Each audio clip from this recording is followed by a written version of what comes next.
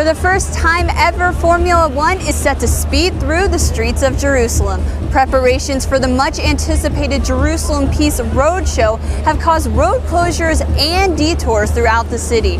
Regardless of these inconveniences, excitement for tomorrow's race is already building. For the third straight year, the number of tourists to Israel has increased. In 2012, 3.5 million visitors made their way to the Holy Land, a 4% increase from 2011.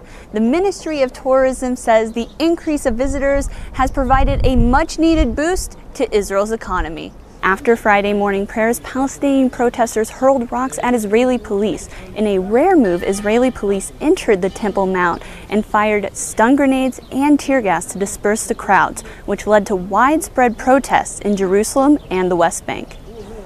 Today is the 65th anniversary of Nakba Day, which commemorates the displacement of hundreds of thousands of Palestinians in 1948. So here at the Kalandia checkpoint, many times demonstrators and Israeli troops clash, resulting in violence. Palestinian youths armed with stones and makeshift weapons, some wrapped in shirts to conceal their identity, hurled rocks at Israeli forces in the streets on Wednesday, marking Nakba Day. Israeli soldiers responded by firing cans of tear gas into the crowds in order to disperse them. Episodes of intense clashing lasted throughout the afternoon at the checkpoint near Ramallah. Yom al-Nakba means Day of Catastrophe in Arabic. It marks the displacement of Palestinians when the first Arab-Israeli war broke out on May 15th, the day after Israel declared its own independence in 1948. As a result of the war, many Palestinians chose to leave or were forced from their homes. A shop owner in Ramallah who asked for his face not to be photographed had grandparents and extended family that were displaced from the city of Lod in 1948. It's a sad day because a lot of people have to leave their homes, leave everything behind, basically left with nothing, most of them at least.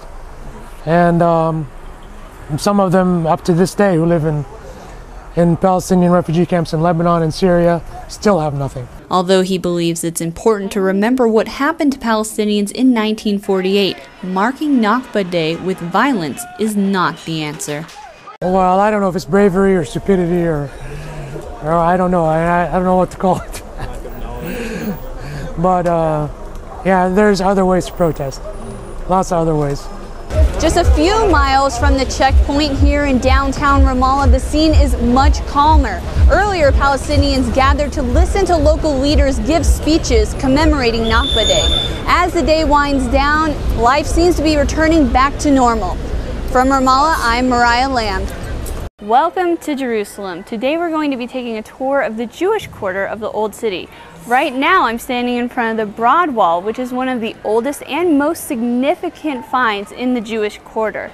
The Broad Wall was built in the 8th century BC by King Hezekiah in order to protect Jerusalem from invasion. Archaeologists believe it to be the same wall used in the scriptures Isaiah 22:9-10 and Nehemiah 3:8.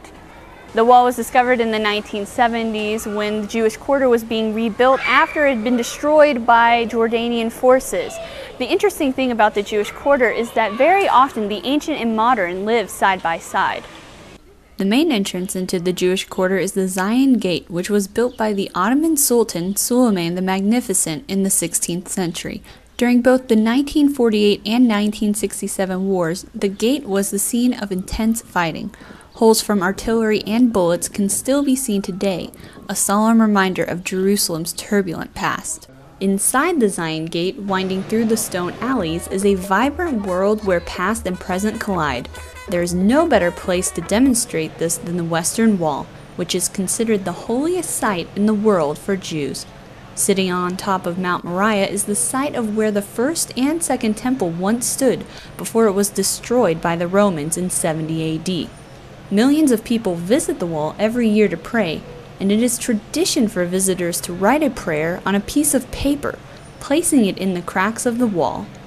Another religiously significant place in the Jewish quarter is the Horva Synagogue. The name Horva, which means ruin in Hebrew, was given to the synagogue because it had been destroyed twice, once in 1721 and again in 1948.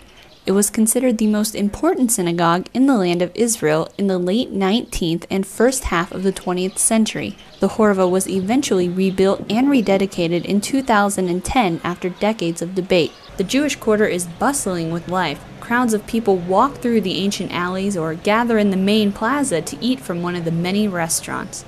Just off the plaza is the Cardo, an ancient Byzantine road that goes through a section of the Jewish quarter. Behind me is a copy of the Moriah map, which depicts Jerusalem during the time of the Byzantine Empire. You can clearly see the Cardo connecting the north and the south of the city. The Cardo, which means heart in Latin, was the lifeline of the city. During the Byzantine time, hundreds of shops lined the streets, acting as both the commercial and social center of Jerusalem. However, today the ancient columns are the only remnants of the once vibrant street. A painting shows what the Cardo once looked like. Just beyond the painting, a section of the Cardo has been rebuilt, with modern shops offering a wide variety of items: t-shirts, paintings, menorahs, and many other souvenirs. One truly distinctive shop is the Moriah workshop, which offers a collection of jewelry made with Jerusalem stone from Mount Moriah. This shop has transformed archaeological stone into beautiful pieces of jewelry. What happens is an archaeology sifting project called Emek Tzurim. This sifting project, they get everything that was taken out from the Temple Mount, which is more than 11-12 years ago. We from them got permission to use the stones, and what we did is we added to them diamonds and gold. The store's location in the Jewish quarter of the Old City holds personal meaning for her. The Old City just gives me more of a meaning to the Temple Mount, the temple area. And the store with the jewelry itself has a lot of meaning in it. It's not just any piece of jewelry. It's something that you don't see and has history to it. The Jewish quarter of the Old City holds a special place in the hearts of many Israelis. There's so much cultural, historical, and religious significance in such a small area. And to take a walk down these streets is to take a walk through history.